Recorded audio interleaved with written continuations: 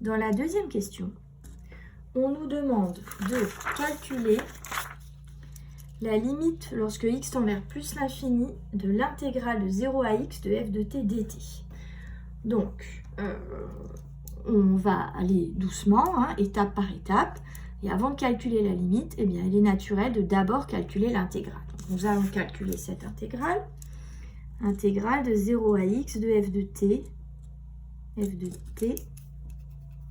dt. Donc, c'est l'intégrale de 0 à x de 0,03 exponentielle moins 0,003 t, puisqu'ici il s'agit de f de t et dt. Par convention, s'il y a un x dans la borne de l'intégrale, on ne choisit pas la variable muette, x. On est obligé de prendre une autre variable muette pour ne pas faire de confusion. Donc si ici j'ai x, c'est pour ça qu'ici je dois mettre t. Mais ça ne change absolument rien dans le calcul de l'intégrale. Donc il nous faut trouver, donc, pour calculer cette intégrale, une primitive de la fonction. Donc ici, je vais reprendre en détail le calcul de la primitive. Je vous laisse faire pause et calculer cette intégrale. Donc, pour calculer une primitive, je vais prendre la méthode détaillée. Ça, tout le monde pourra bien comprendre. Il s'agit de reconnaître la forme de la fonction. Donc, cette fois-ci, attention, je ne vais pas aller reconnaître des formes dans le tableau des dérivées, mais je vais aller reconnaître la forme dans le tableau des primitives. Et dans le tableau des primitives, nous avons la fonction, alors je crois que je mettais ça comme ça. Dans le tableau des primitives, on n'a pas exponentielle de u, on ne l'a pas du tout. Dans le tableau des primitives, on a u' exponentielle de u, qui admet pour primitive justement exponentielle de u, puisque exponentielle de u se dérive en u' exponentielle de u. Donc ici, pour trouver une primitive, eh bien, on voit qu'on a presque u' exponentielle de u. Là, on y est presque. Donc, je détaille quand même. On reconnaît u' exponentielle de u avec u. Donc là, cette fois-ci, je mets des t. Le u, c'est ce qu'il y a dans l'exponentielle. Et le u', on l'a calculé tout à l'heure, moins 0,003.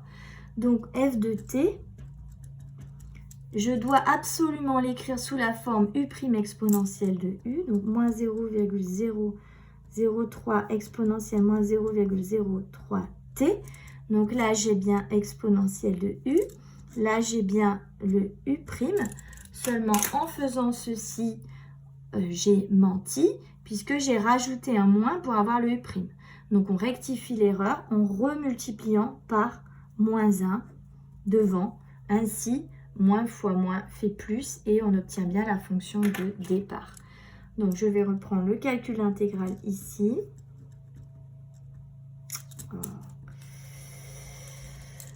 Voilà. Égale, donc, une primitive. Donc, on a trouvé une primitive. J'ai oublié de l'écrire. Elle est ici. Donc, une primitive, c'est le moins qui est ici. Et ici, une primitive du prime exponentielle de u qui est exponentielle de u. Donc, exponentielle moins 0,003t. Voici la primitive. Et c'est cette primitive qu'on vient mettre dans les crochets entre 0 et x. Et ensuite, on remplace d'abord par ce qui est en haut, moins exponentielle moins 0,03x, moins, attention, encore un moins, exponentielle moins 0,003 fois 0. Donc ici, on obtient exponentielle de 0 qui vaut 1. Donc on aura moins 1, ça va nous faire plus 1. Donc je le mets devant 1, moins exponentielle moins 0,003x. Voilà pour le calcul de l'intégrale. Donc ça, c'est l'intégrale de la fonction entre 0 et x. Et maintenant, on nous demande de calculer la limite de cette intégrale. Donc je vais tout simplement calculer la limite de cette quantité. Alors, nous avons déjà travaillé sur cette expression, puisque nous avons trouvé que la limite d'exponentielle de moins 0,003x vaut 0. Donc cette limite ici, là, a déjà été calculée, cette limite est 0. Donc pour calculer la limite, nous aurons donc à calculer la limite de 1 moins quelque chose qui tend vers 0, et la limite, vous la trouvez avant moi, la limite est 1. Donc il nous reste à rédiger. La limite de exponentielle moins 0,03x quand x tend vers plus l'infini, nous avons trouvé que c'est 0, donc on ne la recalcule pas. Donc la limite quand x tend vers plus l'infini de 1 moins exponentielle moins 0,003x vaut 1 moins 0, c'est-à-dire 1, c'est-à-dire la limite de ce qu'on cherchait, l'intégrale de 0 à x de f de t dt, quand x tend vers plus l'infini, cette limite, nous venons de la trouver, elle vaut 1. Ok. Donc voici pour la limite. Et nous devons interpréter cette limite graphiquement. Donc, nous allons donc interpréter d'abord l'intégrale graphiquement. Donc, l'intégrale d'une fonction positive s'interprète comme l'aire sous la courbe de la fonction. Donc ici, nous allons, cette intégrale entre 0 et x, c'est l'aire sous la courbe de la fonction entre 0 et x. Donc, je vais prendre x ici. X est positif, de toute façon, x tend vers plus l'infini. Donc, on n'a aucune raison de prendre des x négatifs. Et cette intégrale ici est égale à l'aire sous la courbe de la fonction que je vais hachurer ici. Donc, voici l'intégrale de 0 à x de f de t dt. Et donc, qu'est-ce qui se passe lorsque x tend vers plus l'infini? Eh bien, x se décale vers plus l'infini. Et du coup, l'aire ici, le domaine va devenir de plus en plus grand.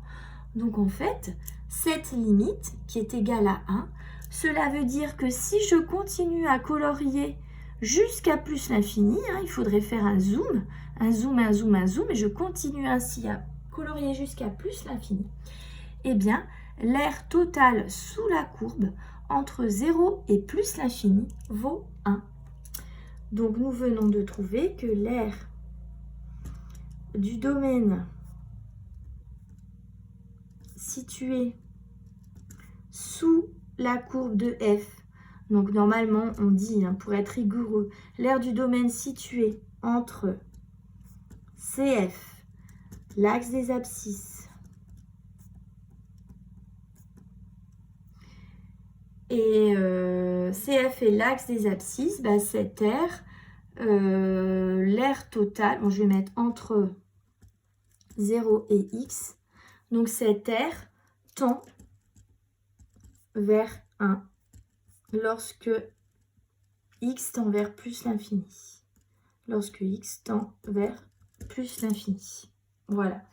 Donc, l'aire totale sous la courbe de f vaut 1. Donc, on peut l'écrire. Sous CF vaut 1. Voilà, l'interprétation graphique. Maintenant, nous allons nous intéresser à la troisième question. Nous allons montrer que f est une densité de probabilité sur 0 plus l'infini. Donc pour cela, nous avons 3 points à vérifier.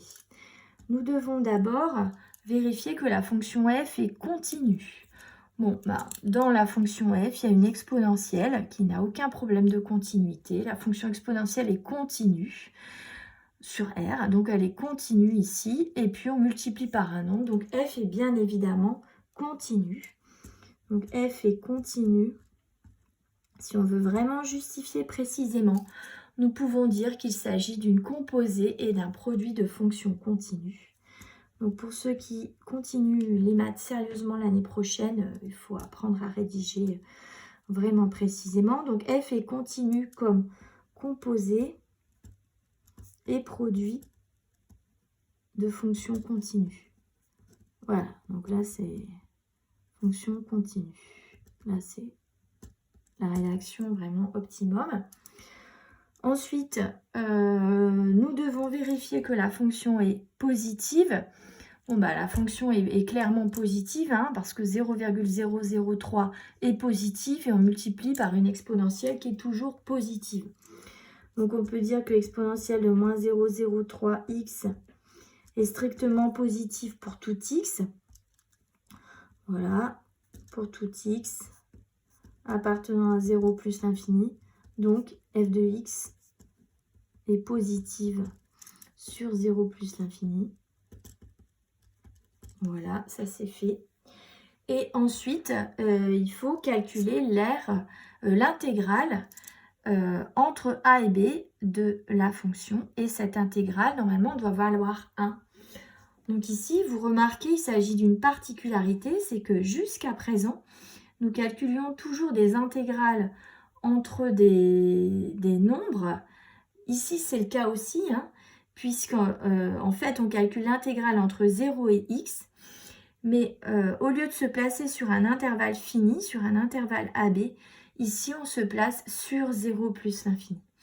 Donc, pour ceux qui continuent les maths plus tard, eh bien, en fait, l'intégrale de f sur 0 plus l'infini, ça s'appelle une intégrale généralisée, mais c'est tout simplement la limite de l'intégrale jusqu'à x qu'on fait tendre vers plus l'infini.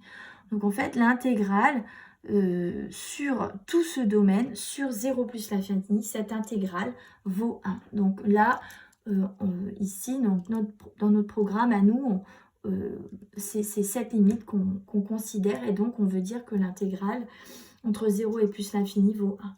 Donc on peut l'écrire. L'intégrale entre 0 et plus l'infini de f de t dt est égale à la limite lorsque x tend vers plus l'infini de l'intégrale de 0 à x de f de t dt, et cette limite vaut 1. Donc en terminale, on ne fait pas de théorie sur cette intégrale généralisée, on se contente juste de dire, on se contente de ce qu'on comprend, de notre pressentiment, de notre intuition qui nous dit que cette intégrale vaut 1. Et donc, nous avons bien effectivement que la fonction f vérifie les trois conditions. Donc, f est bien une densité de probabilité.